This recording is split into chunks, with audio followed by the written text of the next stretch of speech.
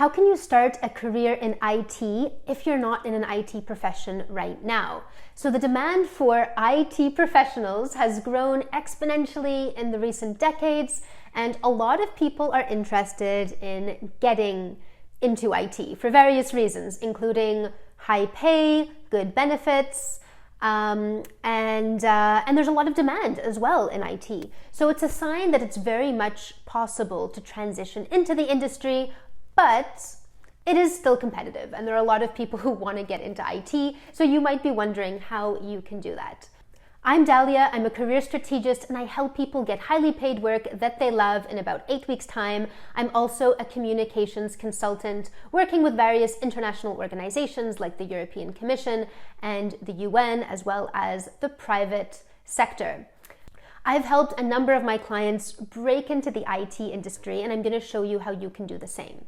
So the first thing to keep in mind is that your degree can be a huge asset in IT, even if it's not specifically, let's say, computer science related. So you might be in regret right now, thinking, oh my gosh, I spent all this money, all this time on my degree, and it's not really helping me to get to where I want to go. Do I need to go back to school, spend another 100K on studies at a prestigious university, and another a couple of years of my life and lost pay to get the right degree to get into IT? If you already have experience under your belt, obviously you don't want to do that.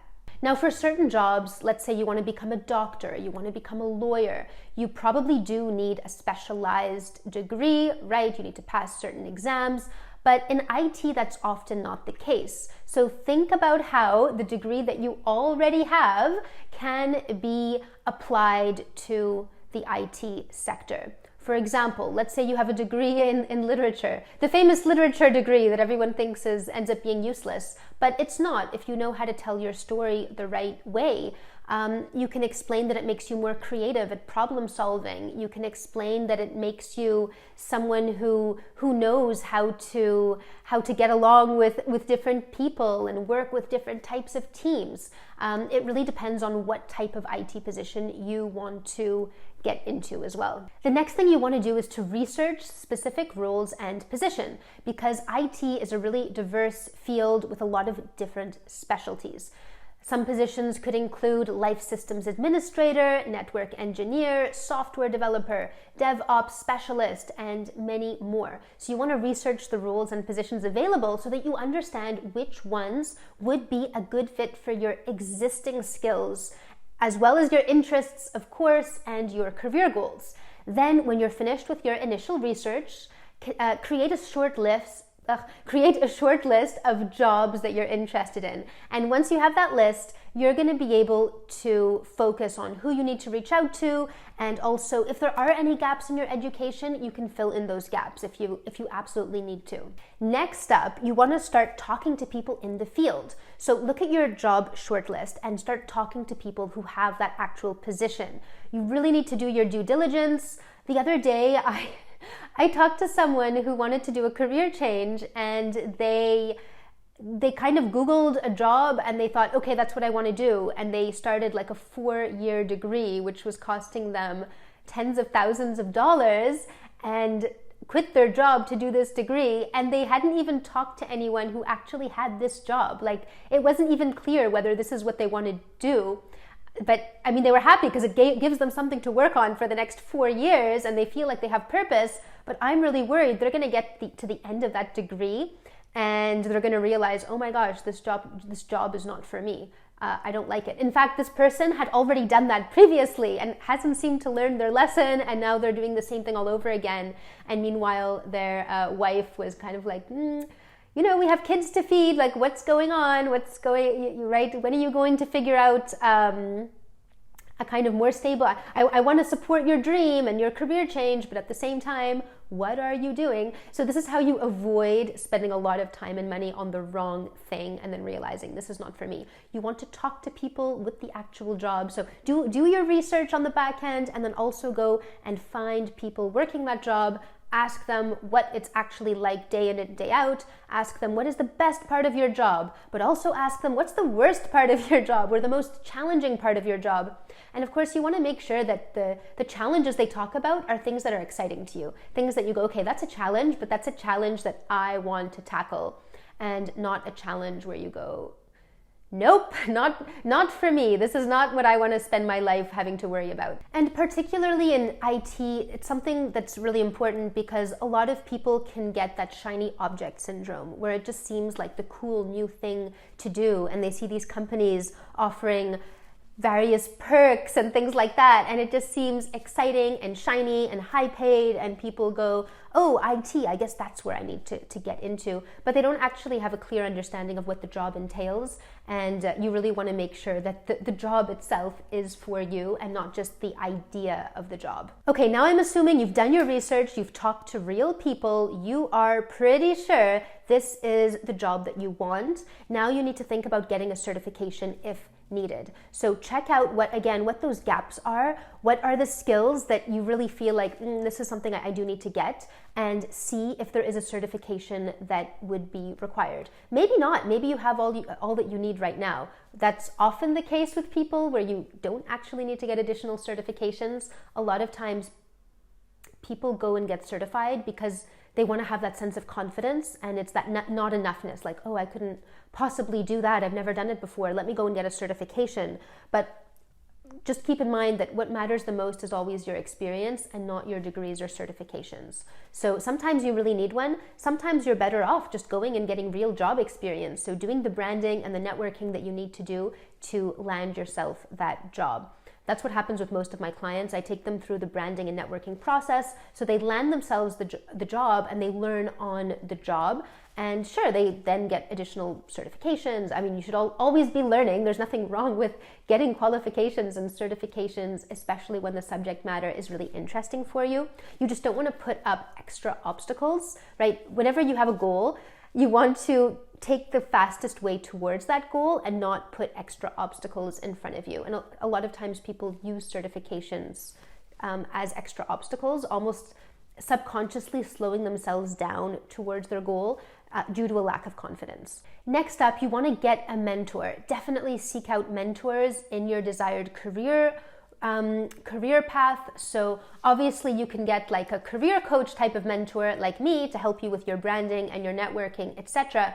But you also want to get mentors within the sector you're going into, people who are in that space and who are going to be able to not so much coach you and they're not working for you, but they're there.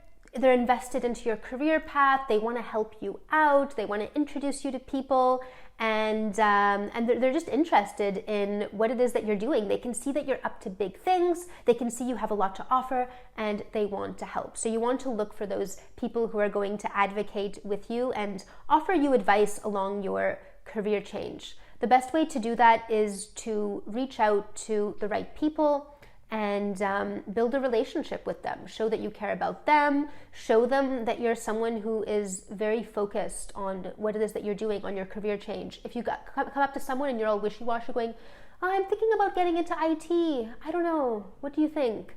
They're not going to want to help you. That's not exciting for them. So you want to be someone who is exciting to help. Like they want to see you go from here to way up here. And that is what a mentor finds exciting. Finally, gain experience. Now, I know that this is like the sticking point for a lot of people. How do I get experience? How do I get noticed? How do I get experience if I don't have experience?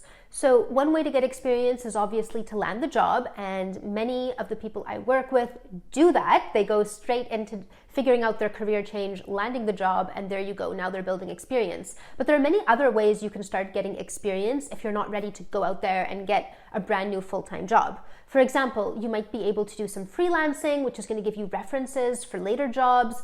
You can start by building, it all depends on what exact job role you've decided you're going for. So if you if you, let's say you're like me, you do communications and you want to start doing communications for the IT sector, well, maybe you can get some writing samples that have to do with the IT sector to really show that you have experience writing for that specific industry. Maybe you, on a consultancy basis, you can do a one-off project for someone. There's so many kinds of ways to do it. If you're going into something more like web design or anything like that, maybe you can actually create a website or create some kind of code. The other thing you can do is you can ask someone to shadow them. So to follow them day in their life, depending on how much time you're able to get off work in your current job, could be just one day, or maybe it's 1 week where you go into work with them, or you follow what it is that they're doing all day long in their meetings. They say, hey, this is so-and-so, they're really interested in our company and in a career in IT, so they're following me today. They introduce you to people and you see how things work. They maybe even give you some tasks. Hey, can you help me with this? Can you help me with that? That is also experience, even if you're just shadowing and you're understanding how things work. So there you go. Those are really the only steps you need to be able to land a job in IT. Obviously, you're going to have to be working the hidden job market. That's the most important thing. And I know that these steps can sound a bit simplistic to someone who's never done a career shift before, and it can sound like, well, that sounds too easy. You know, surely I need to go back to school, get a long degree, and I need to start all over again, and it can't be that easy. You know what, it's not easy, but it is simple. The steps are very simple, but it does take a lot of courage because you need to put yourself out there. You need to have confidence in your direction. You need to believe, most of all, you need to believe in yourself. And I think so many people have this doubt constantly nagging at them. Will it work for me? Will it not? Do I have what it takes to do this? And that constant doubt keeps them away from their dream. As soon as you get decisive about what it is that you want and you decide, hey, I have one life to live, I want to try working in IT, this is meant for me, let's go, then people are going to start trying to help you and people are going to want to hire you. So those are really the only steps that you need. And if you're still not sure, oh, can I really get into IT? It's so competitive. Will they really accept me into their inner IT circle? Then listen to this. According to the US Bureau of Labor Statistics, about 1/4 of IT workers in the US don't have a bachelor's degree or higher. And almost half of the 2.3 million IT job postings surveyed a couple of years ago did not list a 4-year degree as a minimum requirement for candidates. So I think it's just another stat that goes to show that no matter what your background, you can always start a career in the tech industry. And no, being a career changer is not easy. There will definitely be ups and downs, but stay focused on your goal, work that hidden job market, get yourself branded in the right way, and then people are going to start seeing you as one of them. And that's how you land yourself the job. If you need help transitioning in your career, feel free to send me an email explaining your situation, what you might think you need, at dalia@accelerateYourAmbitions.com, and I'll make sure to get back to you. So I hope that this was helpful, and happy transitioning into the IT sector. I will link to a free class for you as well down below, which goes through the process I follow to rebrand you and get you into that career change. So if this is something you're looking to do, definitely check out that class. It is completely free and the link will be below. And otherwise, I will see you in the next video. Talk to you soon.